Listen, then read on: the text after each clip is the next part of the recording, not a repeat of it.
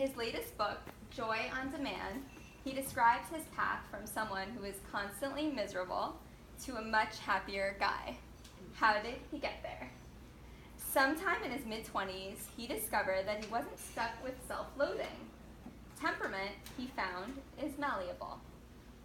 He was able to reshape his mindset through mental exercising, including one that helped him recognize thin slices of joy. Right now, I'm a little thirsty, so I will drink a bit of water. And when I do that, I experience a thin slice of joy, both in space and time. It's not like, yay, he notes in Joy on Demand. It's like, oh, it's kind of nice. Usually, these events are unremarkable.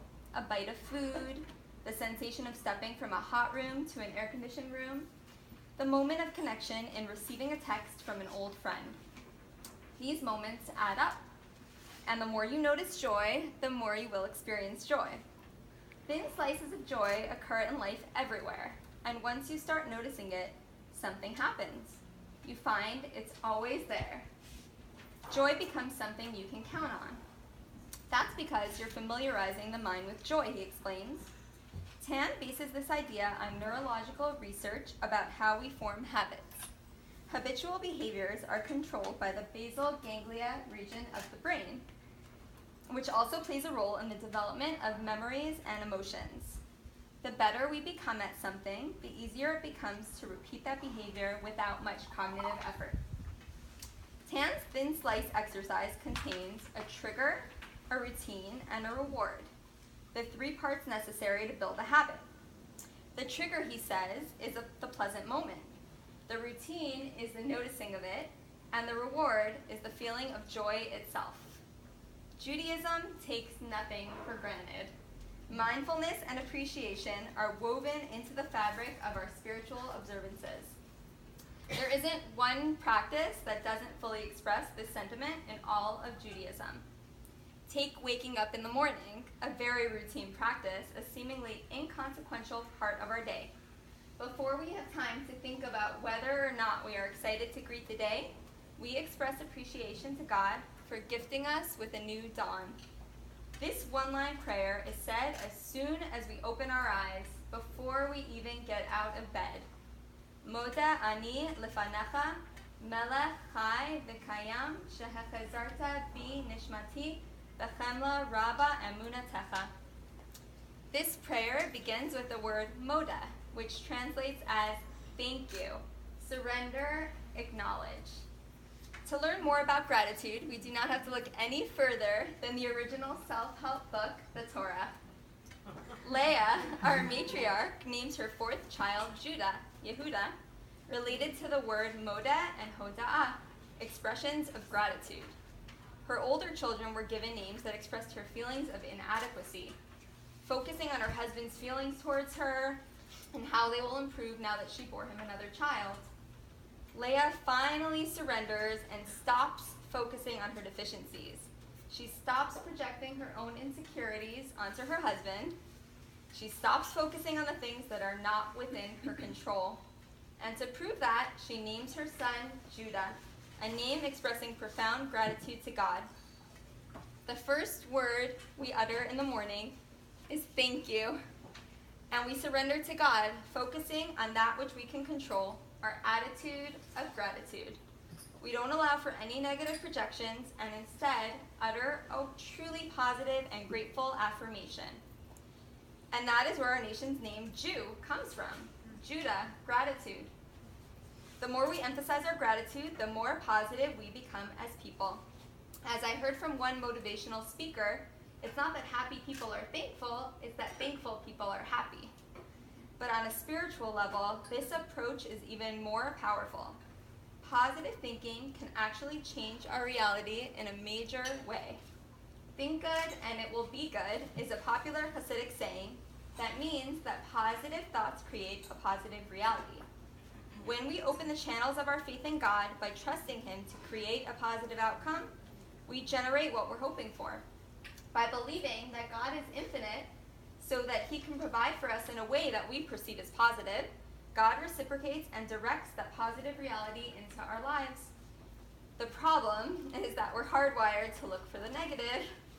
Fear and uncertainty are loud and bold, while the positive angle fades away quietly in our minds. Kabbalah and modern psychology agree that the subconscious mind constructs a certain image of who we are and what we can expect of life, and automatically we're drawn to that image. And of course, the traumatic but vivid images create the most harmful interpretation of what we can expect from our lives. The negative pattern our brain expects to perpetuate sabotages any possibility of success, be it physical, financial, emotional, spiritual. Our positive memories often take a back seat. Of course, there's a way to change this cycle. Learning the language and methodology of the subconscious mind is the only way out of this chokehold. Our subconscious does not trade in the currency of words or language. It only operates by storing images and snapshots of our experiences. What is the fix? We can use the power of our imagination to see ourselves healed and problem solved. Take a moment and think of an image that could convey a healed version of yourself. Now remember that image. Perhaps put up reminders about your house to help keep you focused on the image you want to achieve. That's what I do. Positive pictures create an opening for God. We close the gates to blessing by believing that God can't help us. God created the universe and life itself. He can help us achieve anything. Imagine the healed scene and ask Him to make it happen.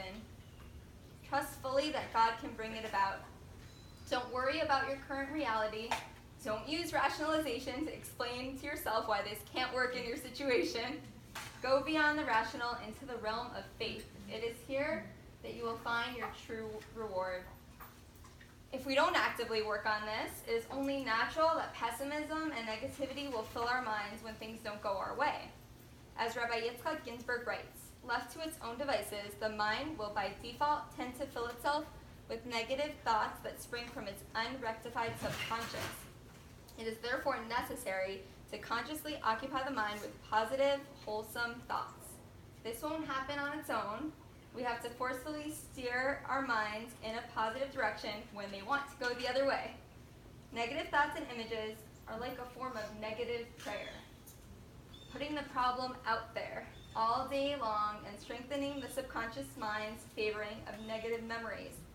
Positive thoughts and images, on the other hand, are a constant call to God to send positivity our way. Images, particularly, have the power of attraction, bringing into reality whatever it is we hold in our minds. Holding a positive image in mind for hours, days, weeks, months, or if necessary, years, can help bring the scene into our life. Accompanied by prayer, positive actions, and patience, these images can help us break negative cycles and enter positive ones. Let's take another moment to gaze at the Hebrew affirmations on the paper in front of us. Study the letters and words that convey our gratitude, and let's take a mental photograph and store that message.